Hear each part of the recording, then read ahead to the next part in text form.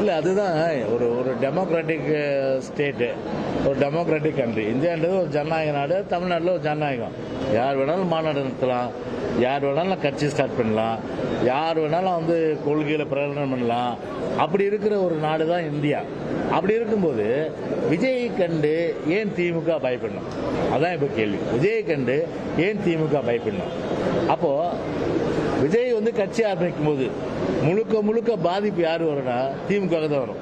அந்த திமுக ஓட்டு விஜய்க்கு போகும் அப்படின்ற அந்த ஒரு பயம் வந்துருச்சு. பொதுவாக தேர்தல் நேரம் வரும்போது பார்த்தீங்கன்னா அந்த கருத்து ஏன்னா உடனே நீங்கள் இப்படி போட்டுறாதீங்க, நீங்கள் புரியுதுங்களா? அப்போ வந்து நான் சொல்கிறத வச்சு நான் சொல்ல வர்றதுன்னா அவங்களுடைய எண்ணம் டிஎம்கேனுடைய கருத்துன்றது அந்த ஓட்டை வந்து நமக்கு வந்து பார்த்தீங்கன்னா நம்ம ஓட்டை போயிடுன்றது. இந்த நியூட்ரல் ஓட்டு திமுகவுக்கு போடுற ஓட்டு திமுக ஓட்டாக இருந்தாலும் சரி, அவங்கள பொறுத்தவரையில் தேர்தல் வரும்போது எப்படி பார்ப்பாங்கன்னா தன்னுடைய வாக்குகளை வந்து வீணடிக்க மாட்டாங்க. அந்த வாக்குகள் வந்து ஒரு ஆட்சி பிடிக்கல, ஒரு ஆட்சிக்கு எதிராக போடணும். அப்போ ஆட்சி எந்த கட்சி ஆளுது? அப்போ திமுக ஆளுது. அப்போ திமுகவுக்கு மாற்று எப்போ? அண்ணா திமுக. அப்போ அண்ணா திமுகவுக்கு போட்டால் தான் திமுக ஒழிக்க முடியும் அப்படின்ற அடிப்படையில் அப்போ திமுக எதிர்ப்பு வாக்குகள் வந்து அண்ணா திமுகவுக்கு தான் வரும். எனவே இது வந்து ஒரு அடிப்படையான விஷயம். ஒவ்வொரு தேர்தலும் நடைபெறுகின்ற விஷயம். அதில் வாக்குகள் சிதறாது. அதனால் எங்களுக்கு அந்த கான்ஃபிடன்ட் இருக்கு, எங்களுக்கு அந்த நம்பிக்கை இருக்கு.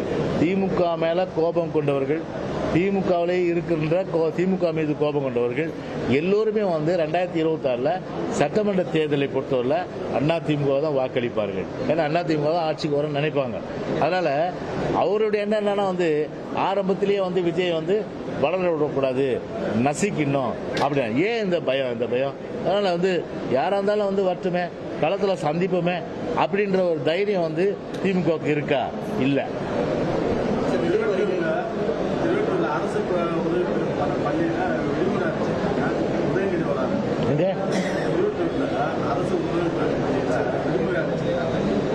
விடுமுறையா?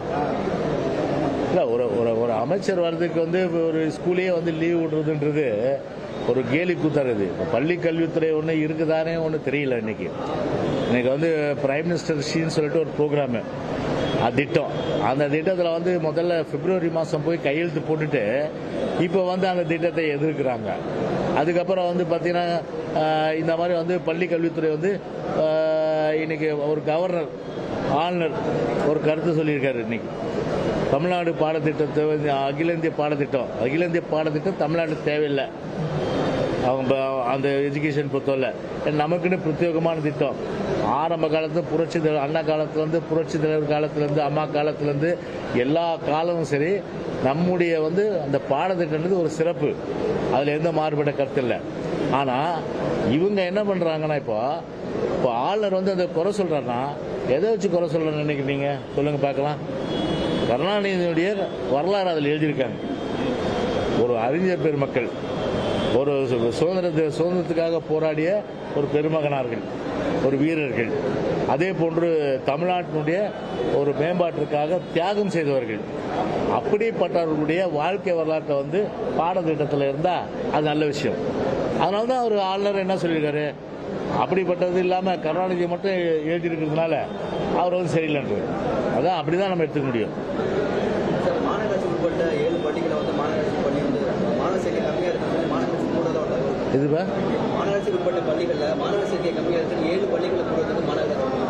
ஏன் கம்மியாச்சு? அதை ஆய்வு பண்ணக்கூடாதா? ஆய்வு பண்ணி எங்கே குறையதோ அது தீக்கணும்ல. அதில் மூடுறது தான் ஒரே நிலைப்பாடா? அது வந்து ஒரு யாராக இருந்தாலும் செஞ்சுட்டு போவாங்க. அதனால் மூடுறது நிலைப்பாடு கூடாது.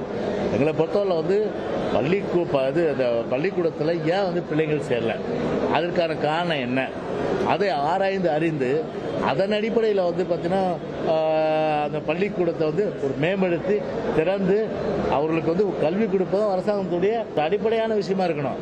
ஆனால் அதை விடுத்து இன்னைக்கு இந்த ஆட்சியில் டாஸ்மாக் கடை வேணா திறப்பேன், பள்ளிக்கூடத்தை வேணா மூடுன்ற மாதிரி தான் அந்த கொள்கை இருக்கு. இப்போ வேற ஒன்றும் இல்லைல்ல. முடிச்சிருப்பேன்.